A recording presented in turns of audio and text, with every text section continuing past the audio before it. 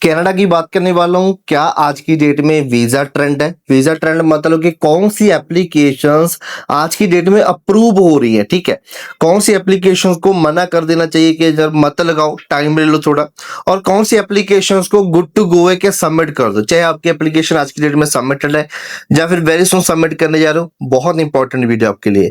Further मैं बताने वाला हूँ प्रोसेसिंग टाइम, पासपोर्ट को कितना लंबा समय लगेगा स्टैंप होने के लिए, ऐसे वीजा स्टैंप आपके पासपोर्ट के ऊपर, एंड उसके बाद आपका वीजा पीपीआर ऑनलाइन अप्रूव होने के लिए कितना लंबा समय ले रही है आज की डेट में एम्बेसी।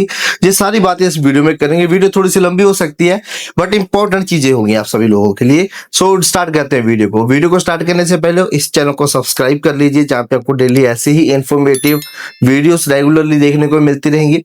सो वीडियो को स्टार्ट करें। देखो जी, वीजा ट्रेंड की बात करूं मैं, जे मत समझो कि यार मेरा वीजा, मेरी प्रोफाइल वीक है, मेरा वीजा नहीं आएगा, ठीक है। जे आपको बिल्कुल नहीं सोचना है। जो वीजाज आज की डेट में आ रहे हैं, जो हम आपके साथ शेयर करते हैं, जो वीजाज आते हैं, जहां आप देख सकते हैं पासपोर्ट स्टैंप होकर आते हैं हमारे पास, ठीक है। सो इनकी फाइल भी वीक ही है, इनकी फाइल भी कोई परफेक्ट नहीं है। वीजा के लिए कोई भी फाइल परफेक्ट नहीं होती जिसको हम कह दें कि यार वीजा आएगा, है ना। तो जो वीजाज आ रहे हैं उनकी प्रोफाइल में भी कोई ना कोई कमियां हैं, स्टिल उनका वीजा अप्रूव हुआ है। सो आप भी मत सोचो कि यार मेरे फंड कम है, मेरी रिफ्यूजल है, मेरे पास स्पॉन्सर नहीं है, ये है वो है, कि मेरा वीजा भी नहीं आएगा।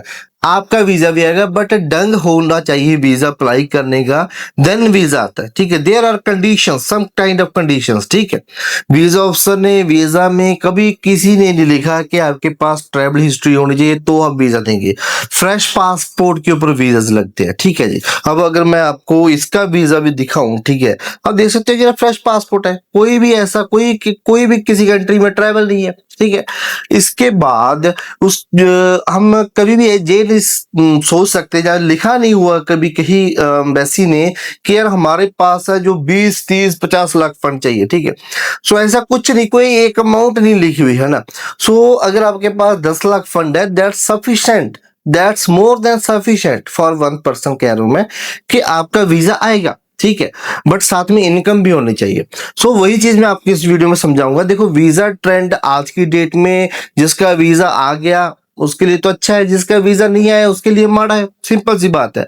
अब वीजा ट्रेंड किसके लिए अच्छा है, कौन सी प्रोफाइल के लिए अच्छा है, वो बताऊंगा मैं आपको कि किसको एम्बेसी में फाइल सबमिट कर देनी चाहिए, किसको रुक जाना चाहिए, ठीक है। खर्चा टाइम बचा लेना चाहिए। देखो यार, सबसे पहले तो फंड चाहिए हमारे पास, ठीक है। 10 लाख फंड चाहिए। अगर आपके पास 10 लाख फंड नहीं है, कोई दिक्कत नहीं है, ये हर चीज का सोल्यूशन होता है, ठीक है। मैं आपको, आप हमारे साथ भी कांटेक्ट कर सकते हो, ठीक है। सारी चीजें हम आपको गाइड कर देंगे। उसके बाद प्रोफाइल में क्या चीज होनी चाहिए, इनकम होनी चाहिए। 20 25 लाख इनकम होनी चाहिए। अब मैं वो भी कहूंगा कि आपके पास नहीं होगी 20 25 लाख इनकम एनुअली, वो भी हम कर देंगे, ठीक है। उस बुक का होता कैसा है, ये नहीं कह रहा कि मैं एडिट करके लगाऊंगा, सारी चीज जेन्युइन वे में होंगी। आप आईटीआर भरते हो, आपकी इनकम 5 6 लाख की है, समझो इस बात को। उसके बाद ठीक है, मैं अब चाहता हूँ 20 25 लाख इनकम हो तो वीजा आता है, ठीक है। सो इसको मैं ये नहीं कह रहा कि आपकी आईटीआर के ऊपर मैं टैक्स भरूंगा, 20 25 लाख इनकम करूंगा, ना ही मैं आपकी आईटीआर एडिट करूंगा। मैं क्या करूंगा, आपकी मदर की आईटीआर 5 6 लाख की है, वो भरवाऊंगा, वो ऐड करूंगा फाइल में। 5 6 लाख की आपकी फादर की करवाऊंगा, 5 6 लाख की आपकी वाइफ की करवाऊंगा। सो इन सब की कैलकुलेट करके 6 6 लाख करके आपकी इनकम 20 25 लाख के बिटवीन चली जाएगी, ठीक है। सो ऐसे ही फंड हो जाते हैं, ऐसे ही आपकी इनकम हो जाती है। अब मैंने इतनी सारी रिफ्यूजल्स मेरे साथ डिस्कस होती हैं, क्लाइंट्स कॉल करते हैं, जब पूछता हूँ कि आईटीआर 6 लाख की है जी इनकम हमारी। सो आपकी 6 लाख की इनकम है, फैमिली में कौन कौन है, मदर है जी, फादर है, स्पाउस है, बच्चे हैं, ठीक है, और आईटीआर अकेले की लगाई है। तो मैं कहता हूँ कि यार ठीक है, आपने 6 लाख एक साल में कमाया। आईटीआर भरने का मतलब क्या होता है कि मैं 6 लाख की आईटीआर होती है कि मैं एक साल में मैंने कितना कमाया। 6 लाख की आपने आईटीआर भरी तो 6 लाख आपने कमाया एक साल में। अगर आप 7 लाख 10 लाख 12 लाख 15 लाख भरते तो उसके अकॉर्डिंगली आपको टैक्स भरना पड़ता है। सो 6 लाख तक कोई टैक्स नहीं होता, ठीक है। 6 7 लाख तो हम भर देते हैं। तो 6 लाख की आपकी इनकम आपने शो कर दी कि मैं साल में कमाता हूँ। सो उसके बाद क्या होता है कि आप अगर आपको वीजा मिलता है, वीजा अफसर कहता है कि चलो मैं वीजा दे ही देता हूँ, उसके बाद आपकी 1 लाख की जाने की टिकट हो जाएगी। 1 लाख की आने की टिकट हो जाएगी, 2 लाख हो गया।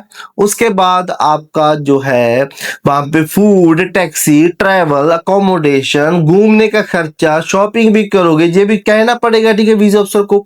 सो ये सारी चीजें मिलाकर 2 लाख वो खर्चा हो गया।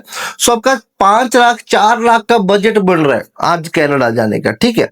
तो वीजा अफसर कहेंगे 1 साल लगा तुम्हें 6 लाख कमाने के लिए, बट 15-20 दिन में आप जो है 4-5 लाख उड़ा दोगे। So that is why fund चाहे अपने 20 लाख शो कर रखे।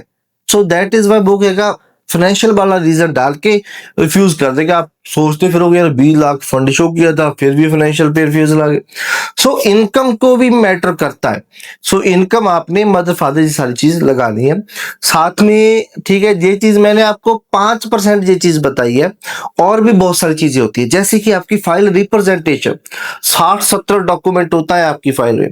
अब वो कौन सा डॉक्यूमेंट कहां पर लगाना है, ठीक है। वीजा ऑप्शन ने फॉर एग्जांपल आपकी सी एयरपोर्ट देखनी है, तो वो 60 डॉक्यूमेंट नहीं फरोलेगा, उसको टेबल बनाकर देना होता है, ठीक है। अच्छे से पेज नंबर बताना होता है कि यार 60 आपको 55 पेज नंबर पे सी एयरपोर्ट मिल जाएगी।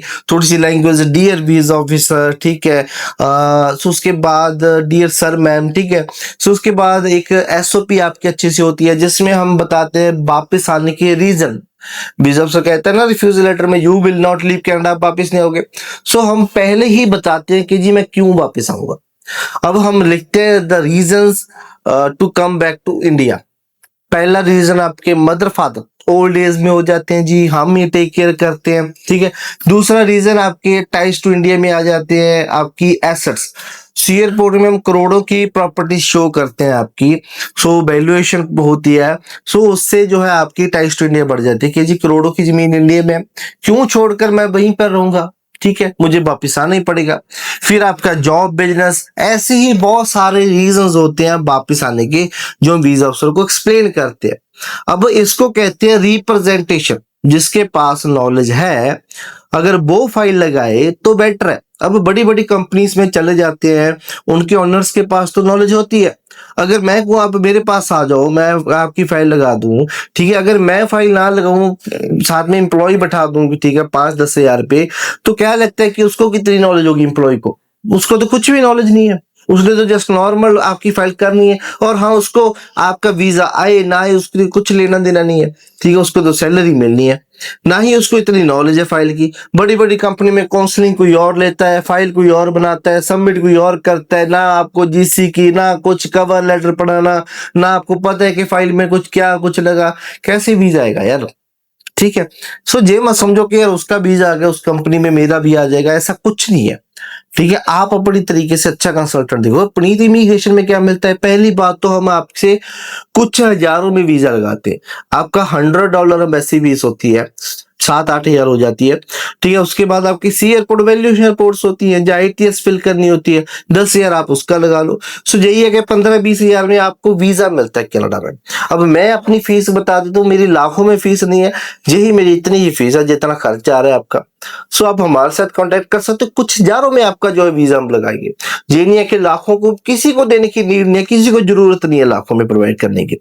उसके बाद चलो वीजा ट्रेंड आई होप को समझ गया होगा कि यार अगर आप अच्छी फाइल करके लगाओगे तो ही वीजा मिलेगा, नहीं वीजा नहीं मिलेगा, अच्छी प्रोफाइल वालों को ही वीजा मिलता है। फर्दर उसके बाद प्रोसेसिंग टाइम क्या चल रहा है आज की डेट में। प्रोसेसिंग टाइम जी देखो, ऑनलाइन बात करें तो एम्बेसी कहती है कि जी 28 दिन में हम आपका जो विजिटर टूरिस्ट वीजा दे देते हैं। बट अगर हम बात करें इन फील्ड में हमारे पास कितने दिनों में आ रहे हैं, तो हमारे पास ऐसी भी फाइल्स है जिनको 1.5 महीना हो गया आया नहीं। ऐसी भी फाइल्स है जो 10-10, 15-15 दिनों में अप्रूव हुई है, ठीक है जी।